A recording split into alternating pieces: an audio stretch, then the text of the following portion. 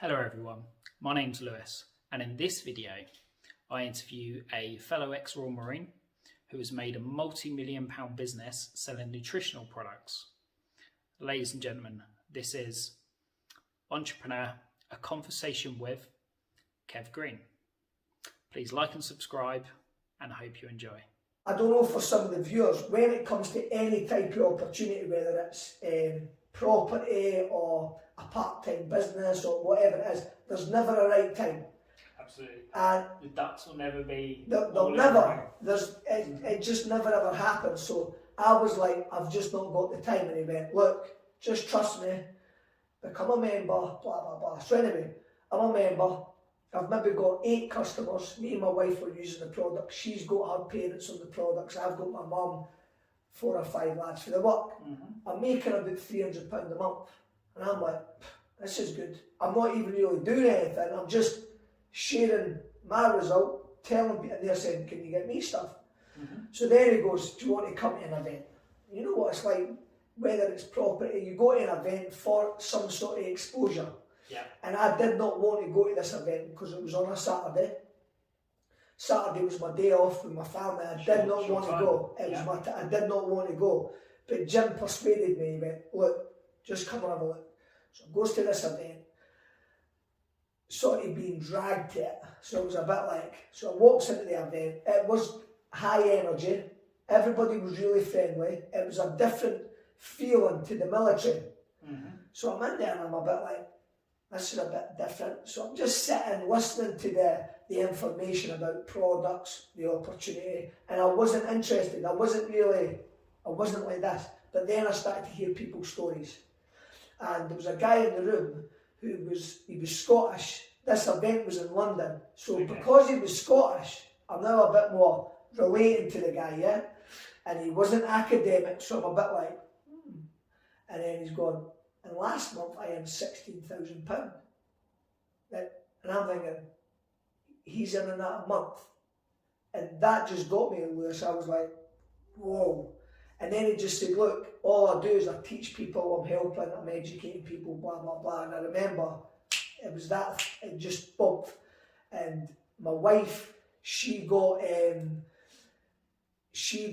by a woman's story who was just a mummy. And she was like, look, I just wanted to make enough where I didn't need to put my kids into childcare and stuff like that. She goes, I'm making £3,000 a month.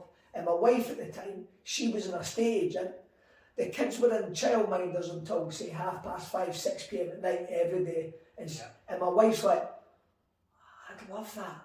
Right? So we came home, clueless, but really excited. Now the desire's up. So even though we didn't have a Scooby, what it was we were going to do, we were just going to tell people about it, like from our heart. No real understanding, but Jim said, start to build your 18. So seriously, I'm thinking of the 18, you know, the TV show, and I'm thinking, BA, Hannibal, I'm there, I'm thinking, I'm thinking of my pals, I'm going, who wants to join this? I mean, this is unbelievable. So I'm telling all my pals, most of them are laughing at me, that's a pyramid scheme, and I'm thinking, what's a pyramid scheme? And then when I start to understand it, I'm going, that's why they think it's a pyramid. And by the way, because of my pals, I'm going, it's not a fucking pyramid scheme, blah, blah, blah. Anyway, to cut a long story short, I probably, within the space of 2 or 3 months, I maybe got 4 good pals who were interested. They're now using the products, they're now doing the same as me. And within 3 months, I'm now making £3,000 a month, part-time. So I'm making more part-time than what I am in my job. Now I'm really going, wow. Because remember, I didn't want to do the 22 years. I've got a bit of, I'm holding on to something, right? But now, because I'm making like this type of good income, there's now a lot of people who have got even more opinion about it. So now I'm getting told, from the armed forces, you can't do that. And in my mind, I'm going, you're not going to stop me. Even this big brother armed forces thing, I'm getting told by high-ranking officers, you can't do that because it's illegal. Because they were that clueless. Even though that they're this big government body, the Royal Navy, they were clueless. They're saying that's illegal. And in my mind, I'm thinking, Herbalife's $1 billion company that's been going for 30 years. This is on the New York Stock Exchange. This is legal. You don't even know what a pyramid scheme is. In fact, you're in the pyramid scheme yourself because you're an officer at the top of a pyramid. Yeah? But I'm that strong, Lewis, because I'm making $3,000 a month, and I'm thinking, in my family, I'm thinking, you're not, I was so determined, mate, I was like, you're not stopping me. So, part-time, we're still building it on the back burner, right? But within 11 months, it now jumps to $8,000 a month. I'm like that. My notice goes in, my check goes in, and everybody's shocked because they're like, he had a great career and he's left the pension and all that. And this officer said, are you sure you're doing the right thing? And I went, I'm sure. And he went, you don't think the bubble will burst? Because people thought there was this thing that was just a quick. And I said, sir, do you think the bubble was going to burst with like Coca-Cola? Do you think the bubble will burst with Posh? Or what? I said, there is no bubble to burst. It's a nutrition company and people are always going to be taken. And even, so there's no all. He's like, so I goes, I know I'm doing the right thing. Put my chat in, walked out the office and all the lads are going, what did he say? I said, he's just joined Herbalife. And they're all laughing at it. They were all believing me that he had joined. Anyway, that was it, mate. Within 2 months, I'm now a civilian. Oh shit, so you didn't do your 12 months? No, yeah, because I didn't need to do any CV writing or any type of transition. I wanted out because I just wanted to be free. So I was outside, mate, and that was me, I was a civilian. Can we just talk about your emotions? Yeah. From leaving, like you've left this secure, dependable job, income, you're secure, you've got somewhere to live, you've got a salary. Let's be honest, in the military, most of the time you're not working that hard. Right? Yeah. You are, we've left the ultimate dependency. Yeah. It's definitely a risk. Yeah. Let's talk about the emotion going through your mind there. Wow. Good. I think that I just love even going back myself, thinking about it because look, I'm 43 and I say this to my daughter who's 19. I said, look darling, I've not got all the answers. I'm just a normal guy trying to work this out for myself as well. Yeah. So even back then, I wasn't sure. You're never sure 100%. So guess what? I was nervous. I was thinking, am I doing the right thing? But again, going back to the Marine thing, that thing that goes, I'm a leader, I'm thinking, Kev, you're going to have to make a decision. So it was an inner chit chat. Look, you're never going to know. Come on, be brave. Yeah. So inside, I was very nervous. But I was like, I'm going to make this work. Going back to the boxing thing, it was a bit like biting on your gum shield and going, hey, you're in the fight now. Let's have it. Let's have it. So I'm outside now. Let's have it. So yeah, going back to the initial feelings. Of course, I was scared inside. I didn't share that with anybody. I didn't even tell my wife. I'm not going to say, oh, I'm scared. What we're going to do? I'm going, listen, darling, we're going to make this work. You know. Okay. And together. I mean, me and my wife, we are, I mean, you talk about a female Royal Marine, that's what it's like. It's like both of us together, we're like, we're going to make this work. The kids, the future, both of us were like the desire, it just matched perfectly. We're like, nothing was going to stop us. So, very fearful, got outside, mate. I'm now making £10,000 a month, right? I've got the Range Rover. I've now moved into a townhouse, so I'm out the basement flat. We've got this 3 bathrooms. I'm like, I am the man, right? Yeah. And I arrived far too early, so I'm now thinking, I've made it. So I basically stopped like working. I just sort of sat, and I wasn't being lazy, but I was a bit delusional. So because it's residual income, right, I'm now I'm making this residual income, but after about a year, I'm stuck. Because even guys who are making £1 million a month, they're stuck. Because everybody should want to progress. Whether it's income or body shape or whatever, you should always want to progress. So even though I was making and back then in my mind, that was an incredible amount, I was stuck. And I wasn't happy because I was stuck. You know, I just wasn't progressing. So yeah, I've got the Range Rover and I've got the nice house, but I was stuck in my life.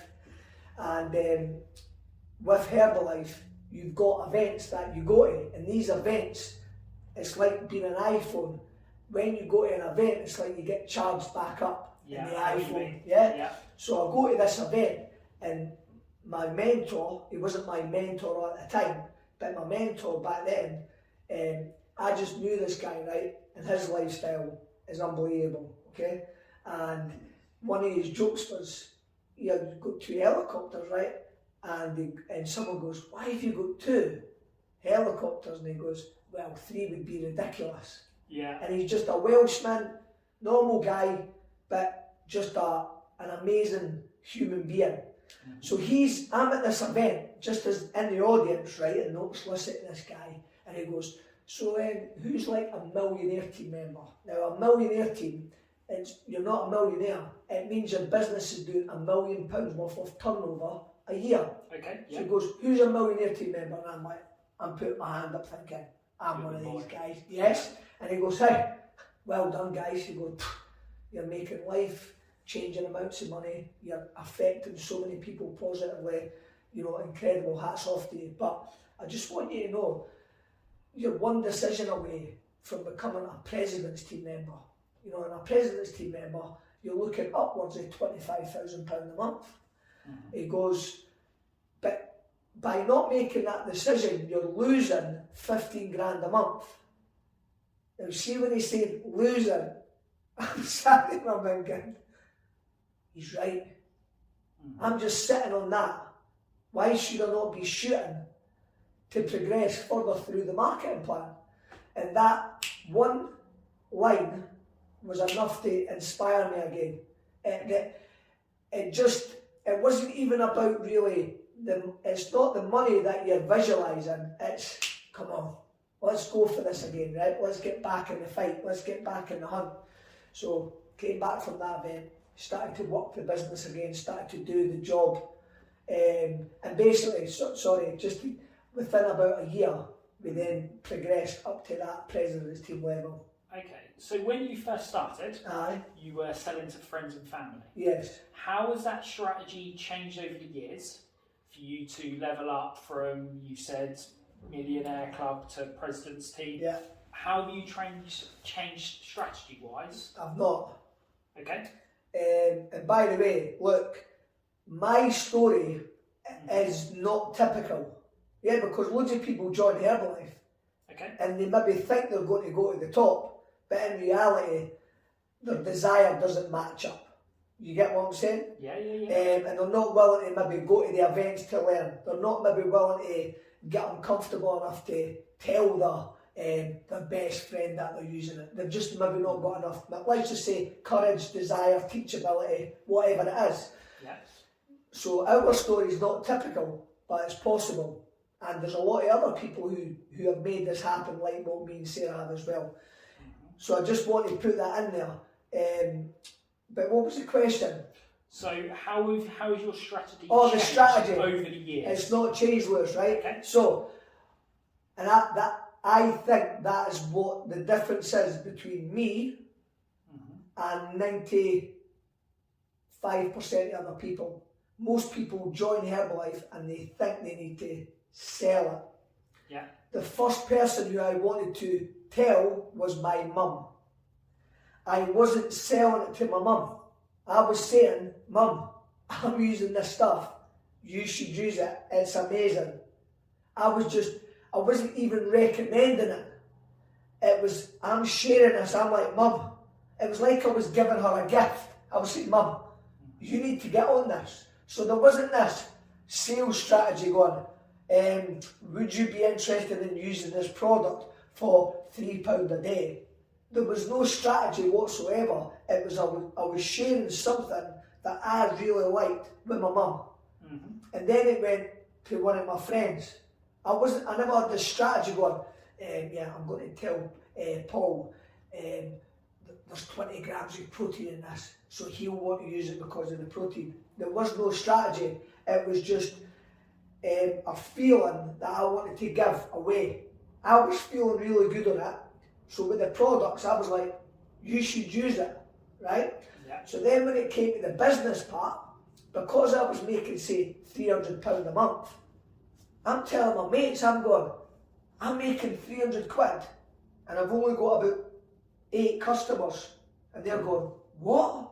I'm going, yeah, that's what I'm getting. They're like, so there was no strategy, I was just telling them that. Now, fast forward, obviously, I'm a lot more confident in what's happened for us, what's happened for me. I'm a lot more confident in, yes, the product and the rewards plan, what Herbalife rewards you with, if you can help other people. But my strategy has not changed. If I'm talking to somebody, if I'm in a shop, right, and let's just say I'm wearing a Herbalife t-shirt or some sort of branding, and a guy goes, oh mate, what is that? I've not got a strategy. I'm like, oh mate, I've been using Herbalife for 9 years. I feel amazing on it. You know, I lost £7 in a short period of time. You know, would you be interested? Now I'm just going to get a yes or a no. Yeah. That's all I do, mate. When it comes to other people, which I believe, by the way, especially now, as we're speaking right now, when you look at the average person, and I really feel passionate about this, the average person right now who's in a job, let's say making 30 grand a year, right, as an example, the fuel bill, their electricity bills have just went wham. Skyrocketed, yeah. Their mortgages, wham. Their food, wham. If they want to take their wife out for a meal, that's going up. Everything else is going up and wages are staying the same. So for me, I can show somebody a way on how they can earn £3,000, £5,000, £1,000 a month, part-time. There is no strategy. I'm just saying, look, you might be interested in this, and guess what?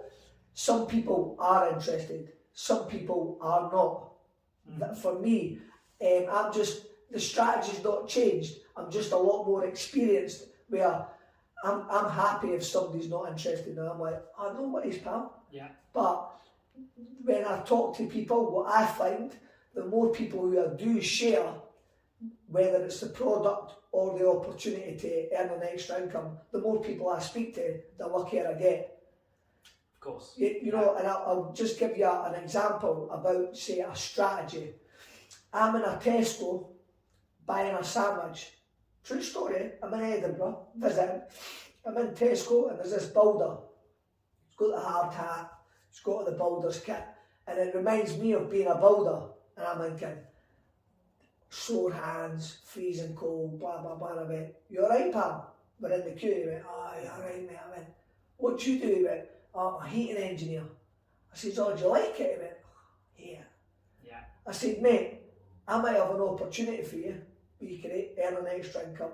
He went, all right, I'm interested. So swap details, got on the products. Within a week, says, so he's a stranger, right? At this point, he goes, mate, is this stuff legal? Just a normal Edinburgh guy, is this stuff legal? I went, yeah, why? He went, I am buzzing. And I thought, I was delighted because he's now getting the benefits that I'm wanting. So I said, mate, do you know anybody else who might be interested in this? He went, yeah, I've got loads of friends and family. So I was like, you should take a look at this as a wee part-time thing. So he's now sharing it with his friends and family. He's now making a part-time income. Duplication. I say, you should go to an event in Edinburgh. He goes to an event, he hears a couple of stories, he gets on the phone to me going, this is unbelievable, I really want to do this. And within a year and a half, 2 years of him doing this as a part-time thing, he was able to go, I'm packing my job in. So he now does Herbalife like me. He's a full-time dad, 2 kids, him and his wife. So that one chance conversation has changed his life. That's amazing. You know, so that's all I do, Lewis. I'm probably, and I'm just trying to be honest with everybody, I'm probably a little bit lazier now, because the hunger, the desire, because I now live in my dream home, you know, I've got dream cars, blah, blah, blah, been able to go on holiday whenever I want, kids in private school, that desire, that need, that's not there anymore. But my passion is still there. You know, I still get on a lot of like leadership calls with the company to discuss like higher level type things. So I'm not really in the grind anymore, but I actually still do talking to people, whether it's if I'm in a shop or I'm on social media, whatever that is. I actually still do the same thing what I said to my mum 9 years ago, because I believe in it that much. That's amazing. Yeah. No, just to turn it slightly. Yeah. Everybody, like, you go on social media, everybody publicises their life as if they're absolutely amazing. Yeah. Which, yeah, you know what I mean. But as everybody knows in business, life isn't plain sailing. Success is not a straight line. Yeah. You've undoubtedly come up against lots of challenges, lots of mistakes, lots of failures. Yeah. Can we identify a few of them? And how have you, to coin a word, improvise, adapt and overcome, to get over them? So good that you say that. Look, because I feel sorry for the kids nowadays, because kids are getting brought up in this environment, the social media environment, and they're looking at this social media, and everybody's got the perfect life. Yes. Because none of us want to share like a picture where you're going, I've had a crap day today. But it's the way society is. So I am very, very on trying to educate, share with my kids. Look, be aware that's, again, social media, whether you're in, even if you're not in business and you're just a builder, you're only putting up good pictures of your life. Of course you are. You know, if you're a mummy, you're only putting up nice pictures of your family. You're not putting up changing the kid's nappy and you've got shit on your hand. That's just not social media. So I'm very, very big on trying my best to educate my kids, because at the end of the day, they're getting educated at school, but that's academics. I'm more really into educating my kids about this thing, and I know I'm going off, but I'm passionate because I'm a dad, and I do think as parents we need to be really big on this. We can't expect the schools to take care of the kids. We need to be educating our kids at home.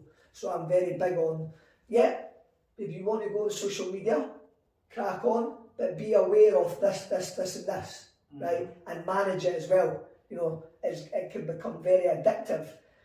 I'm lucky enough where I feel like I'm at 43 and I can manage it, because I can manage myself. I can say, that's enough of that now, put the phone down, blah, blah, blah. So, going back to the thing, social media, of course, when I look at my social media, wow, he's always happy. Yeah. Wow, he's always training. Wow, he's always up early and he's always blah, blah, blah. The reality of it is, even like last night, I was out with my friends. We were out drinking. So this morning I woke up, not hungover, but not ready to go in the garage and have a workout. Yeah, I could definitely still smell the alcohol in you this morning. I was like, strong, happy days. Yeah. So there you go, right? So I wouldn't say that I'm hungover, but I'm not ready to go in that garage and have a workout. So I'm not going to share on social media going, hey guys, you can smell the alcohol on me. I'm really hanging out. So we all do it. Going back to the challenges, let's think about some of the things that I maybe haven't shared or willing to share, or the most difficult times that I've maybe experienced. A couple of them, my dad and my brother were both drink. Some of it was prescription, a lot of it was like illegal substances, but both of them were hooked on drugs. since I was a kid. I mean, I can remember my dad being out his head, and I'm just a kid watching my dad like hallucinating and all sorts, and I knew he was on drugs even as a kid. Then my brother, he started with the hash when he was maybe say 15, which then progressed to the speed. Then it progressed on to methadone, heroin, the lot, to the point where, and I've got to like keep myself from getting emotional, to the point where I'm watching my little baby brother like a full-on junkie, where he's, when I'm going to visit him and he's out his head, and it was horrible, right? So I used to like go up, visit them. By the way, we still got a laugh and all that, but it was heartbreaking watching it, watching both of them like this. My family, my wife, my kids, we're living this great life, and I'm at the president's team. My life is amazing, and then bang, my brother dies of an overdose, and I had to tell my mum. And that was, I mean, as I said, I can't go back into that bit right now, but in my mind that was so challenged because of my baby brother. And then basically, mate, within, I don't know the exact time between it, but within a few months, my dad's dead. And because going back to the leadership thing and being a dad, I'm thinking, and I don't want to swear, but I want to say it the way I feel it, yeah? Please. I thought, you can't be a pussy. You've got to show your kids you're the dad. You're the strong one. You're the rock of the family. So I didn't want to mourn and have a pity party. So I had to be the strong one for the family. So yeah, I did have, there was a few days I couldn't sleep. It was going through my mind. I was a broken guy, but within a few days I was going, right, enough. You're going to have to be strong, right? They're up there, and like I was thinking to say my brother, and my brother's shouting down going, hey, Kev, you're going to have to be the strong one. Come on, Kev, be the big brother that you've always been. So I just then took on this. I took on, in my mind, I tried to be the strong one for everyone. My mum was broken, you know, my whole family were broken. My brother died a few months later, my dad's died. It was horrendous. But throughout all that, I'm still doing the business. I'm still going to these Herbalife events, by the way, training in front of thousands of people, putting the brave face on, still getting on the conference calls, still like, everything's cool with the kids. I mean, my kids, they never knew what was going on inside. I'm like picking them up for school, just getting back to normal. That was such a tough, and it still is to the day when I think about it, because I'm still fighting off the mourning part. But again, going back to it, that was a difficult thing that I don't really share on social media, or I don't really talk about too much. But it shaped me. I'm proud of myself as well, because when I look at it, I go, I'm proud of myself, but I'm also saying to myself, Kev, you've got two choices.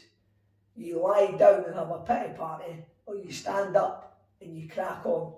So I took the latter, and I've stood up, cracked on, and I am happy, because I see a lot of people allowing a little, not a little thing, but something like, let's just say, someone said to them, oh, you're a failure, and they let that little eat them up, and they lie down there, and I'm like, listen, use that as a bit of fire, get up and drive on.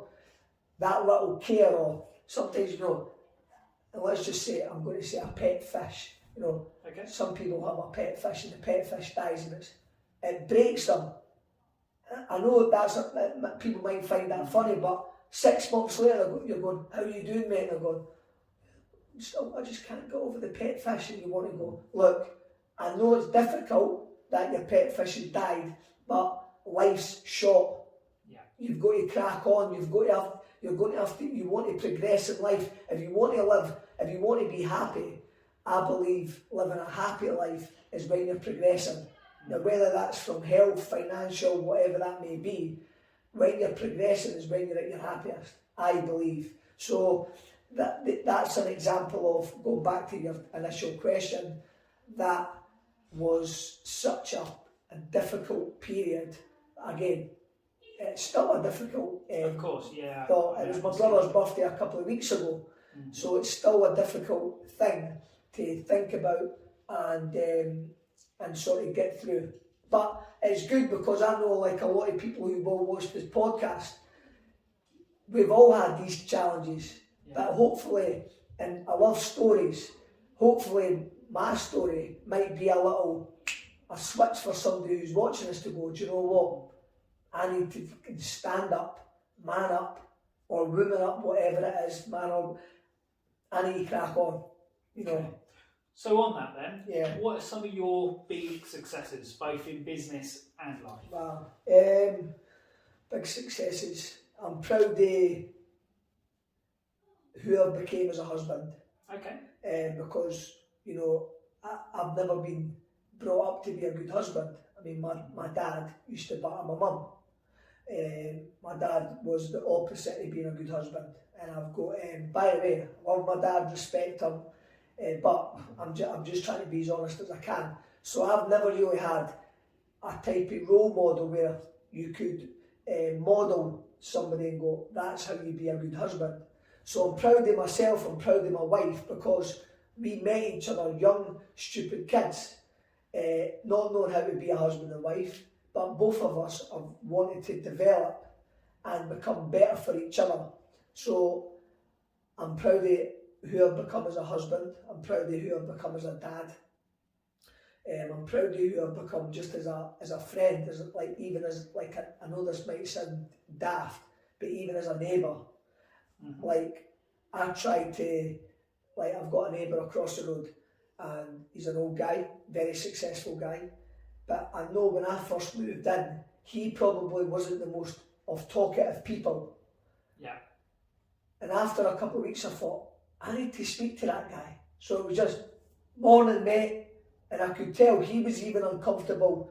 You know, I am quite loud and morning, and he was like, morning, do you know? But through time, we now know each other. He's Pat, I'm Kev. I now know he's got kids. And we've now got to know each other to the point where I know if he needed something, he knows he could rely on me. So I'm proud of myself on who I've actually become as a friend, you know, a dad, a son, what I'm like as a son for my mum, as a brother. I'm proud of myself on who I've become. And by the way, I am I'm very grateful for the company, and I'm talking about Herbalife here because Herbalife, people think it's just this product, right? Whether it's a protein bar or a shake, people think it's this product that you just use. Herbalife's a lot more than that. So Herbalife is like a personal development journey. You know, you join as this customer, and the next thing, because you're feeling the benefits, you want to then help another human being. Yeah. That person was my mum. So that, if you think about it, that's being a good human. So what it's done is, it's developed me as this guy who, 9 years ago, if you asked me to do a podcast, I'd be like, of course, yeah. I mean, yeah. Absolutely. Or if you asked me to speak in front of 10 people, I wouldn't want to do it. My legs would be shaking, I'd be very nervous. Whereas now, I mean, I've spoken in front of 18,000 people in a stadium. And of course I was nervous, but if you said to me 9 years ago that that's what I would be doing, and I'd be able to do it well, I would not believe you. So I'm proud of myself on who I've become. Yeah. You know, aside to the financial elements or you know, the trophies or whatever it is, you know, becoming a Royal Marine, aside to all that sort of stuff, I'm proud of who I've become and who I'm trying to become further down the line. So what takes you out of your comfort zone now? Wow. There you go. I'm just trying to be honest. I've not been out of my comfort zone for a long time. Okay. Because the desire to provide. because that's what the initial thing was. I wanted more for my family. When I knew I could potentially have private education for my kids, I was like, me being able to put my kids into a private school. I mean, I had visuals. I could visualise my kids being in the blazers with the straw hats. When I knew that was possible, that visual was in here, and the desire, I was going to do whatever it was going to take to be able to put the kids into private education. So going back to it, when was the last time you were out of your comfort zone? I'm very rarely outside of my comfort zone now. I'm just being honest. I think I need to find something that's going to spark the desire levels again. Whether that's something outside the business, and we spoke about potentially like taking up Brazilian Jiu-Jitsu, or taking up another hobby where I'm out of my comfort zone or something like that. Whether it's that, or saying to myself, right, it's time to, help 20 more people in an allocated time. But at the moment, I'm just sort of dodging along. It's just like I'm jogging. Yeah. But I'm happy with that as well. I'm happy as well, Lewis, because there is a time to cruise and there's a time to sprint. And I've done a sprint at the start, so I'm happy cruising just now. And my mentor said to me, there's two types of people in business. There's a workaholic or there's a peak performer. I don't want to be the workaholic. Do you want to explain the difference between the two? Yeah, so this is me trying to describe it. Yeah. From my mind, a workaholic is someone who they just can't stop. It's like they're addicted to work. They're not going to switch off. They're going. It's grind. It's just all grind. the time, relentless. Until you burn out. Yeah, they're on holiday and they're still doing it. Yeah. Whereas for me, I feel like I've got a good balance where I am confident to say this as well. I don't want to sound arrogant. I know that I'm a peak performer because I always relate to boxing. You're in season, and you're watching your diet, and you've got to be in there training, otherwise you're going to get battered. Absolutely. But when you're out of season, right, now it's time to chill. So I feel like when I'm with my kids, I'm with my kids. So when I'm working, I'm working. But when I'm playing, I'm playing. Some workaholics, when they're with the kids, they're still working. Yeah. So that's how I would try and describe the difference between a workaholic and a peak performer. You need that home work-life balance. Definitely. When you're at work, you work. When you're at home, you be with the kids. You be that family man. Definitely. Something else that I picked up you mentioned quite a bit on visualization. Do you want to speak a little bit about what that is to you? Yeah. And how that impacts what you do and drives you to whatever that said goal is at the time? Well, I mean, this is good because for people who are maybe watching this, there is no script with this right now. I'm winging this. I'm like, wow. So you put me on the back foot, but so here's the honest part. So when I first started, right, Herbalife, right, I done visualization as a boxer.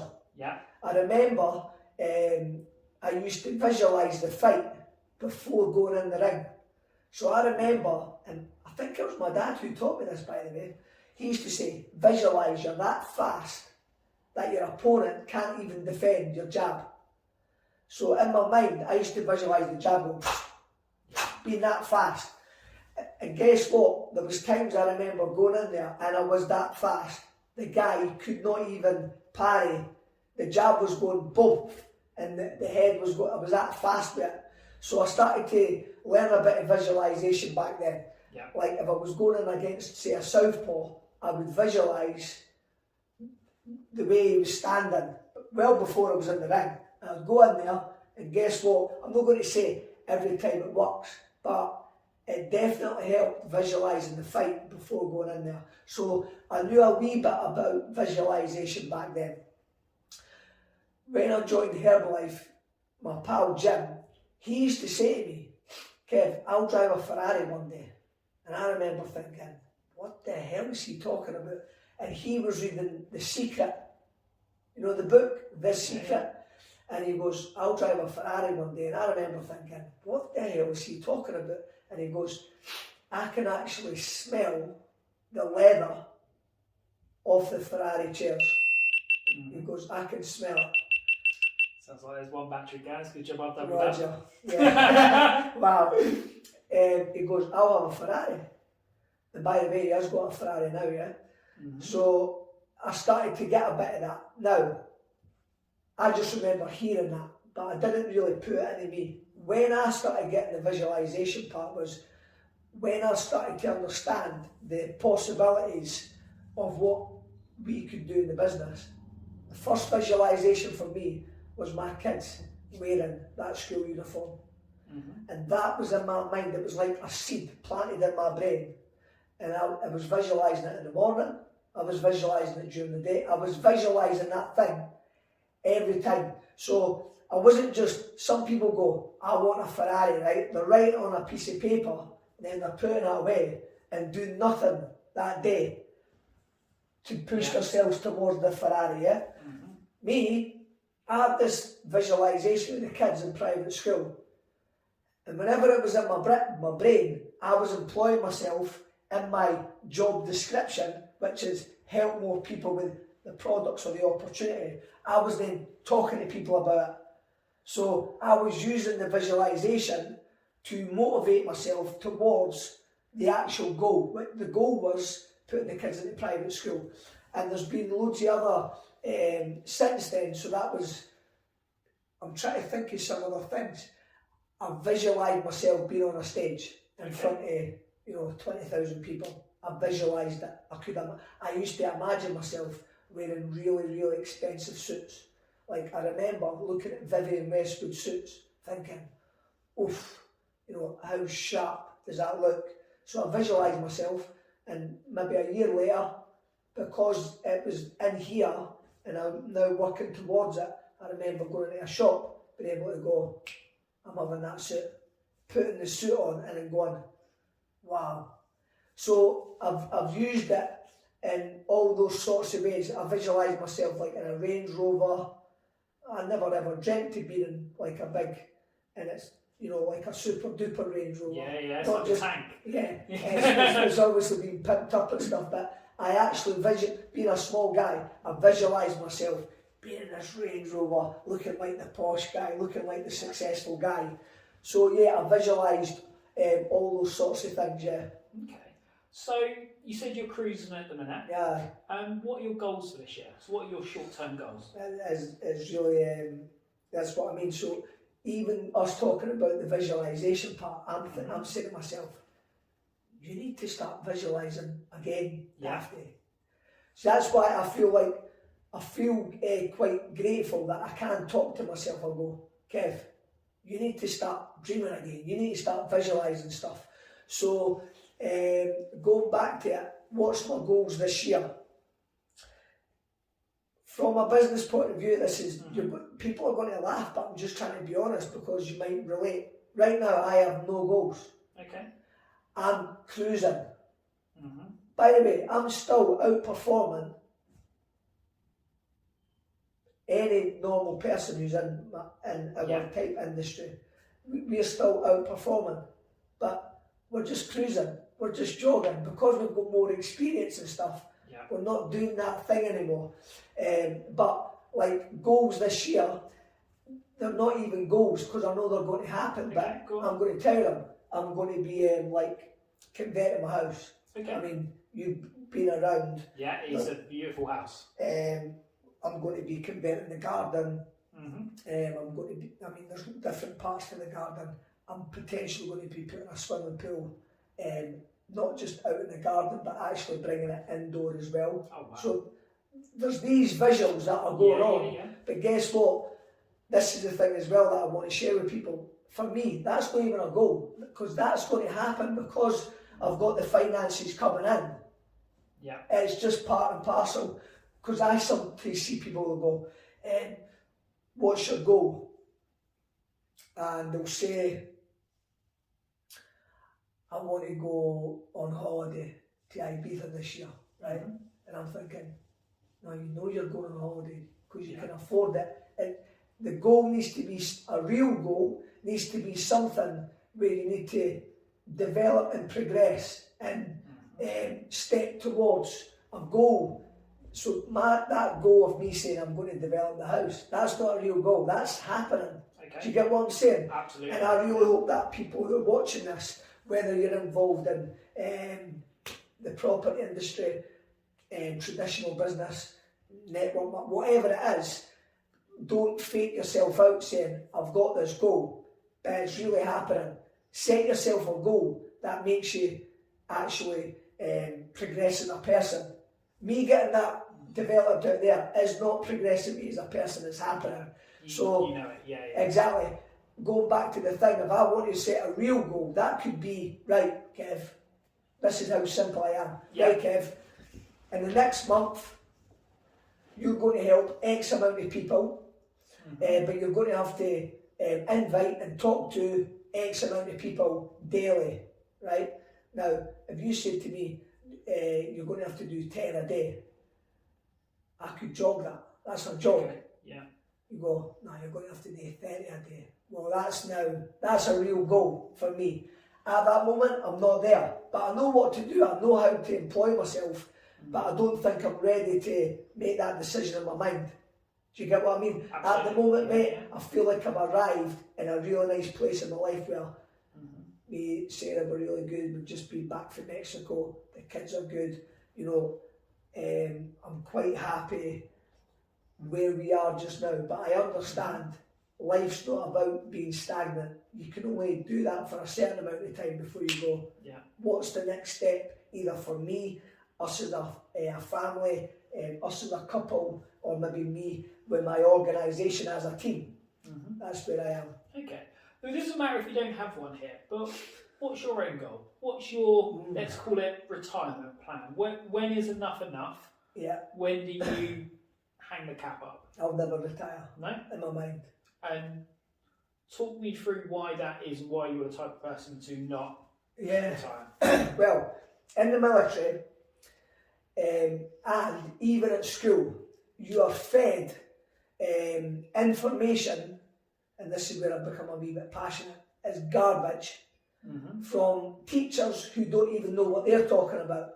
So if you think about, say, a teacher, so much respect for these guys, right? Because they do such an incredible job, but they don't know how to live a successful life. Because a school teacher, I'm talking, and I'm trying to level, I'm not talking down to anybody, I'm just saying what I see. A school teacher is overworked and underpaid. They've not got much freedom. Those poor guys are finishing work at maybe 5:30, they're getting home and they're taking home to work. They're overworked and they're underpaid. And they're the educators to our children. Yeah? So, and I'll go off on tangents here. No, please don't. So, for me, so we are fed at school, get a job, that gives you a pension, blah, blah, blah. Nice, stable income. Stable, and it doesn't work anymore, right? It's old news. So, if you want to, if you think, by the way, I don't know what the fact is, but it's something like, and this is school teachers again, the average school teacher, it was something mental like this, lives only 5 years beyond retirement age. So that tells you, don't retire. Yeah. So there's a key, don't retire because you've only got 5 years on average, right? So now that I'm, say, a bit more entrepreneurial and I'm around entrepreneurs, what I see is these guys seem to live longer and they seem to have more fulfilled lives. Why would you want an end goal? There is no end goal. The end goal is when you're in a coffin. So why would you want to say, when I'm 67, that's when I retire, that's when I finish? That's a finishing line. There is no finishing line in life. So me personally, of course I'm going to slow down, because that's just natural. Of course, yeah. So of course I'm going to slow down, but why would I ever want to stop doing something that I like or I love? So a good example is, if I was a joiner and I'm hurting my knees, I'm hurting my hands, I'm cold, and I've been doing it for 30 years and I'm now 55, guess what? I probably do want to retire when I'm 65 because I've had enough. But if that's the way you feel about the job, if you were a joiner like me, you're in the wrong job. Get out of that. Do you get what I'm saying? Absolutely. Imagine thinking, oh, I'm 55, I've only got 10 years to go and then I can retire. 10 years? That's a long You're time. doing something you don't like, 60% of your life's on the building site or whatever job it is. I'm like, nah, that's the wrong way to live your life. You only get one shot on this planet. So for me, I feel like I've found something that I love doing. Why would I want to stop doing it? So what's my job description? I'm not on a building site, hurting my hands. I'm actually helping people. So what you're doing is sustainable. It's sustainable. Why you can do it forever. Exactly. I'm not hurting myself. I'm not doing something that's stressing me out or nothing like that. All I'm doing is I'm living a good life and I'm trying to educate people how I believe they can improve their life, whether that's from a health point of view, whether that's trying to develop as a person, whether that's like a little sideline hustle, like a little retirement plan thing, or whether that's a totally different career change. I feel like I can do all that. Okay. Do you get me? Absolutely. Yeah. Previously, you mentioned about mentors. Yes. I'd like to circle back to that. What is a mentor in your eyes, and how has a mentor or mentors helped you?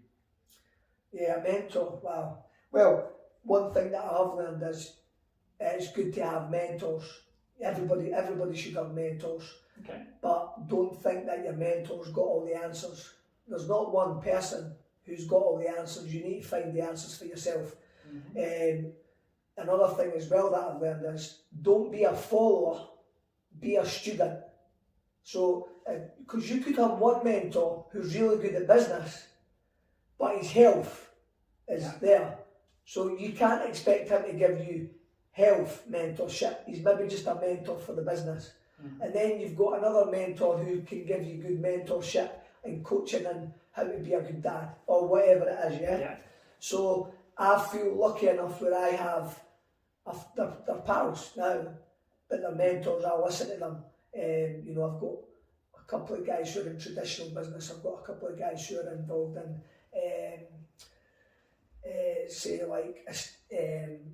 real estate.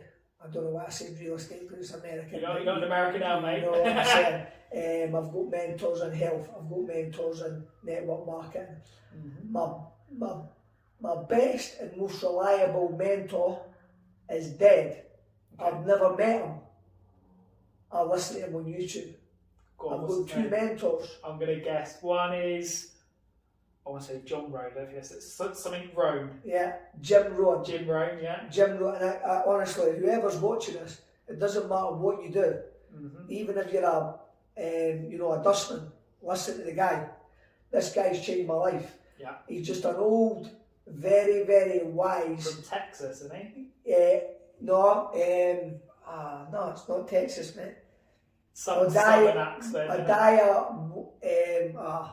can't even. You've put me on the back foot. I haven't, sorry. He was brought up on a farm. Yeah. And basically he was introduced to his mentor, Errol Shelf, and Jim Rohn then become, for me, the best mentor that's ever worshipped planet Earth. People talk about Anthony Robbins, Darren Hardy, all these guys. Jim Rohn taught them all. Yeah. Jim Rohn never once had to raise his voice. He's not the type of guy who goes, yeah man, he's not like that. He's an old, wise grandfather, and he's quite happy to say, I've not got all the answers. He is unbelievable. So that guy, he's one of my mentors, and another guy called Mark Hughes. Now Mark Hughes was the founder of Herbalife, right? And again, regardless of whether you're involved in that industry or not, that guy, for me, and we've been in the Marines, right? This guy is the leader. Like people think, oh, what's that admiral like as a leader? Yeah, he might be good. This guy is a real leader.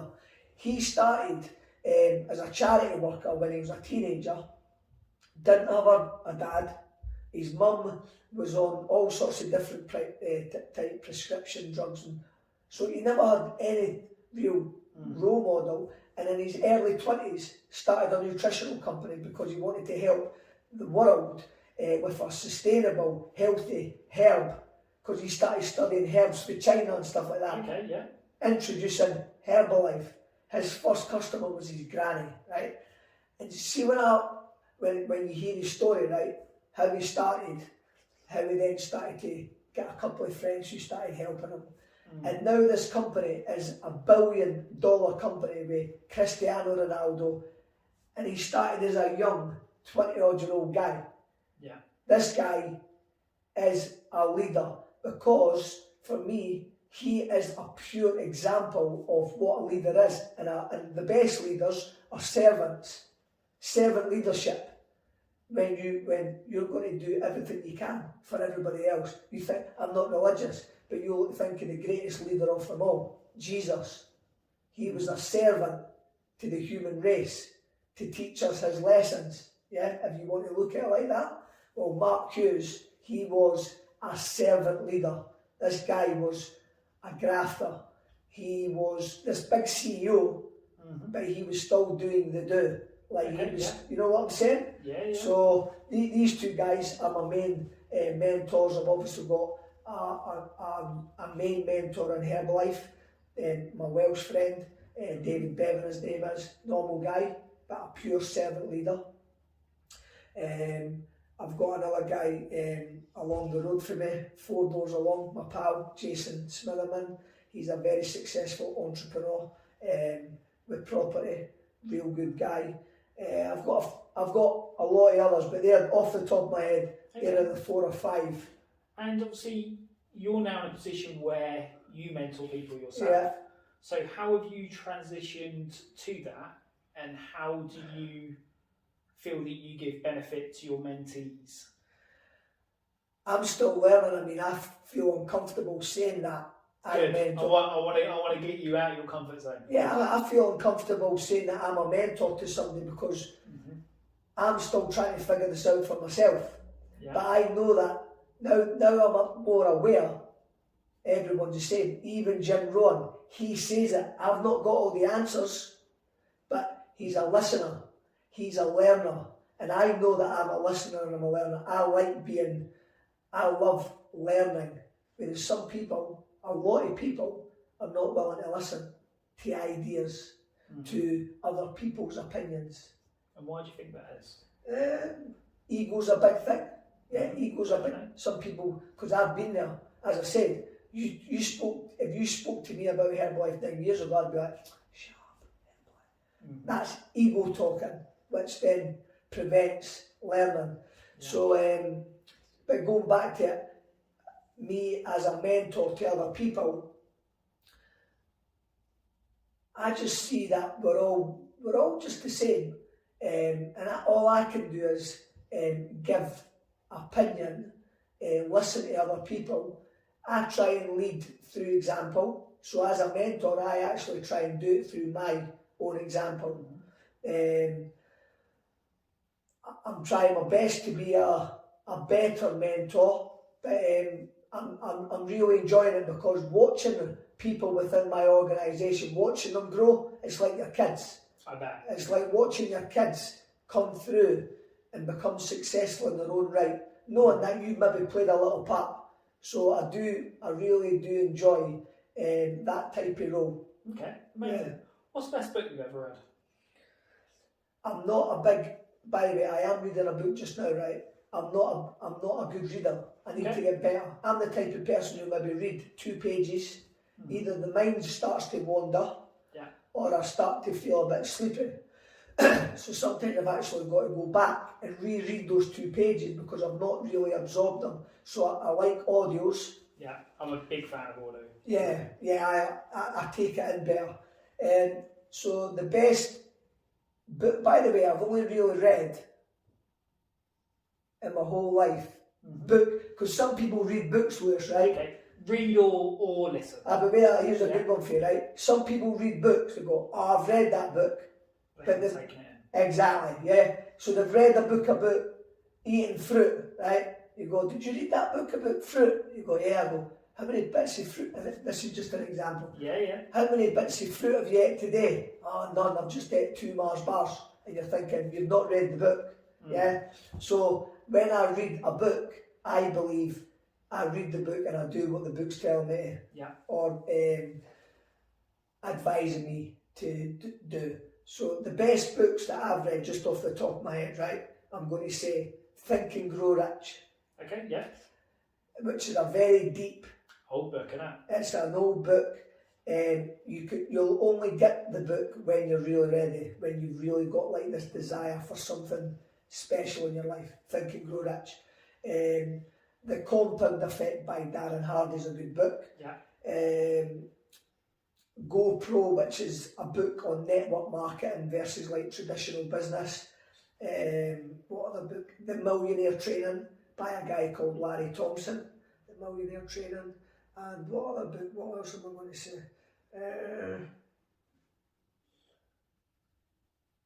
The One Thing is another good book. That's a brilliant book. Yeah, that's a good book.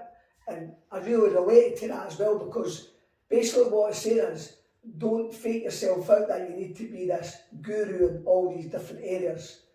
Just get good at one thing.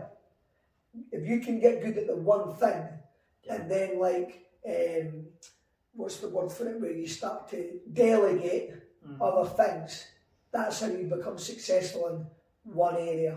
Yeah.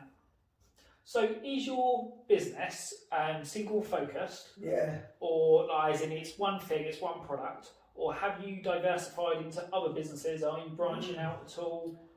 Good Are question. you dependent on one income stream? Yeah.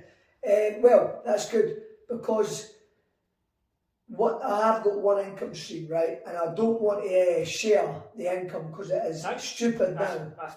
I won't ask. It is, and by the way, the reason why I can't is because if we say this on public platforms, right, people could miscommunicate and think, oh, they're promising riches. Yeah? Absolutely. You know where I live, you know what cars I drive, what vacation I go on. It is incredible what the company reward us with if we're willing to do the work and help a lot of people.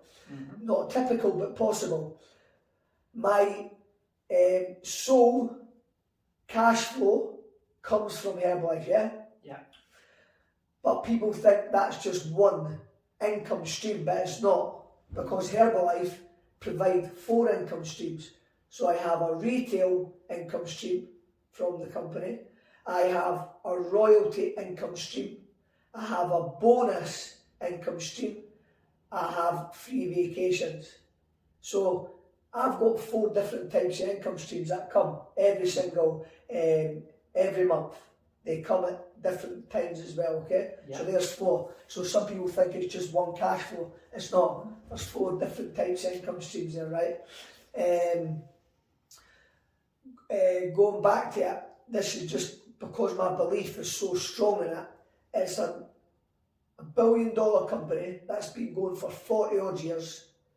It's so stable through tradition, because it's nutrition. I mean, nutrition, think about how stable that is as a business. Oh, absolutely, yeah. Nutrition's never going. People are always going to need to eat. People are always looking for better food solutions. So I'm very, very confident on that as an income stream.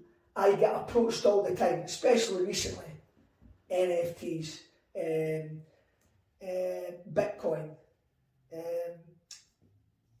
property. Give me, businesses. Kev, do you want to invest in this business? Blah, blah, blah. And Sarah, she does look at a few other things. And I'm delighted she is like that, because as again, ego. Yeah, definitely. Always want to be seen to do more. Yeah, Sarah's always, she looks at these things, but we've not felt the need to go further into them. I'm just telling you my opinion on them. They're all good. Stocks and shares, they're all good. In my world, because I know what I know, because I earn what I earn, I'm like, I look at mine, I'm so strong in it as well, Lewis. I could introduce one guy, invest in that guy. Not financially, he's not investing in me. I'm investing my experience into that guy, right, or girl. they start to grow as a person.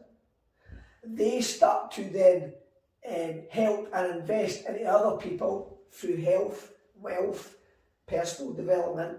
And because of that knock-on effect, Herbalife, because they're now using the products, blah, blah, blah, Herbalife are now paying me for investing in that guy. But if I'll give you an example, if I invest into a good guy, and he wants to work with me, and he's teachable, willing it, he's got willingness, blah, blah, blah, within 6 months to a year, Herbalife could be paying me just through sponsoring one good guy, helping one good guy. They could be sponsored, Herbalife could be rewarding me with the holidays, the royalties, the bonuses, blah, blah, blah. £2,000 a month. Which is through one guy.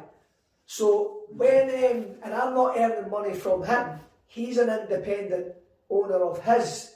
It's Herbalife who's rewarding me for the knock-on effect.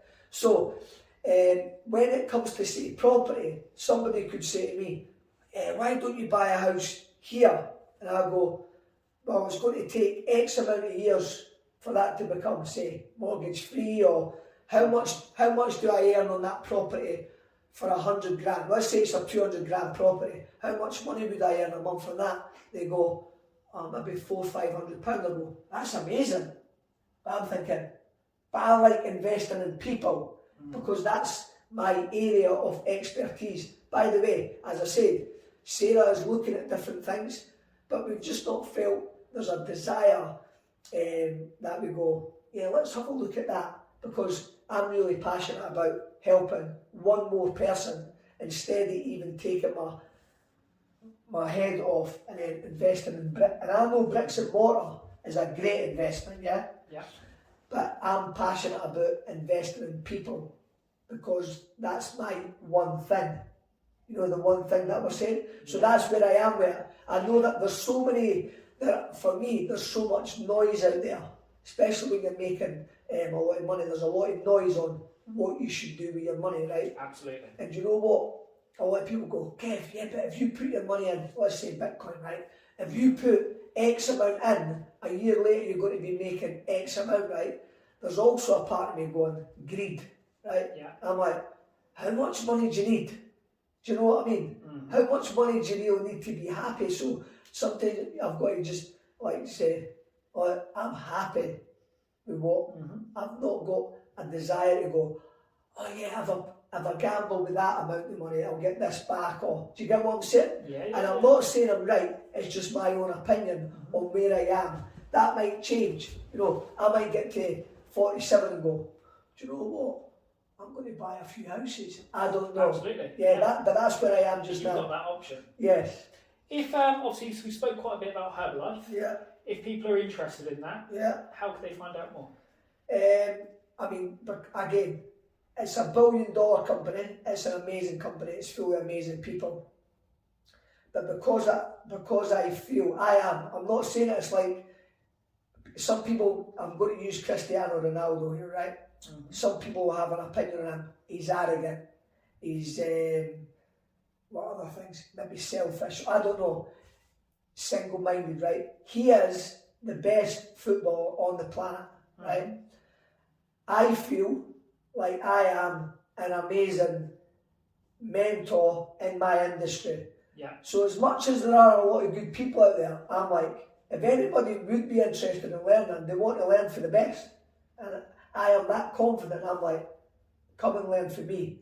Yeah. So if anybody is watching it, thinking about, I don't know, improving their health, looking at diversifying, learning new skills, developing themselves as a person, getting into a different type of community, I would say contact me, whether that's on Instagram or Facebook. That's the best. There you go. I don't even really do emails. I'm not even on LinkedIn. I'm not on any of that. You're looking for a job, are you, mate? It's weird. But yeah, if anybody is, if I've like piqued their interest, I don't know. Even if it's not Herbalife with us, whatever it is, because there's maybe guys for the armed forces or there's guys in your industry. If you're looking for a bit of advice or a bit of community, a bit of friend, whatever it is, you want to be around the good guys. And we were saying you want to be around the good guys. So if you are looking for any of that, reach out to me on Facebook and Instagram. Okay. Flip side to that, is there anything that you're looking for? Is there anything out there, a potential listener could help you with? Wow. See, that's what I mean. I'm not expecting that Hey, question. I'm chucking them all out there. Right. At the moment, well, I did say to you, I am looking at, and I have been looking for a while, some sort of different type hobby. By the way, I've just gone to yoga. I've been for 2 yoga sessions, right? And Right. I'm quite enjoying it, but I don't think that's the thing. I was looking at maybe starting Brazilian Jiu-Jitsu, but then I was like, I don't want the cauliflower ears. I also think if I get too into it, it ends up becoming this thing that ends up knocking the balance of life out. Absolutely. You know, having to train 4 nights a week and all that sort of stuff. I'm very much all or nothing. I can't speak for you, but I know our positions are quite similar. I'm the I'm same. either I'm all the way in, I'm doing it to the best of my ability, or I'm not touching it. Yeah, It's one or the other. I'm the same, mate.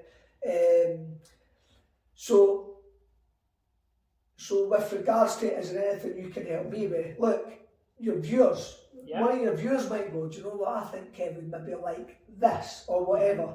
But just being open and honest with you, we've known each other a long time. You were a good boxer, you were a Royal Marine, you're very entrepreneurial, you're switched on. I really feel like we're on the same frequency in terms of life.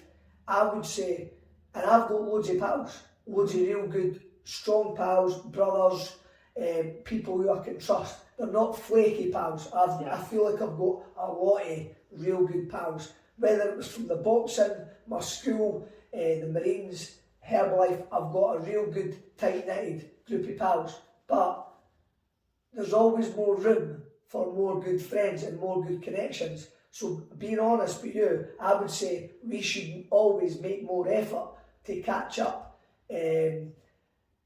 chill with each other, bounce ideas off each other.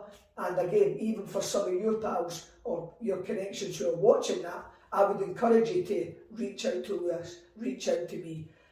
Because girls are good at this, by the way. Girls are really good at, I'm going to meet the girls, blah, blah, blah. Yeah, so I would say not a favour, we should make more of an effort to get together more. Definitely. And form better communities. Not just for men, but just in general, because I know you're going to have girls watching this as well. Just be more, we should all do a little bit more for each other as humans. Do you get what I mean? Absolutely. Yeah. Quick one on that for anyone who's listening. For me, I'll go out for a beer. For him, he's a bloody flat white. Well, what was it? Oat milk coffee or something like that? No, but I like gin and tonic. Yeah, guys, I don't know, like, I really hope that you've maybe got a bit of value for this. But again, it's just one type of exposure, and I would say, yeah, reach out to us, reach out to me, because they do say you're going to become an average of the 5 people you spend your time with, so why would you not want to try and level yourself up? Even if you're in different things. Yeah, definitely. Yeah, it's like... everything overlaps. Yeah, you support Man United, I support Chelsea. Yeah, but we both like football. Do you see what I mean? So, absolutely. Yeah, I would just encourage people to do that.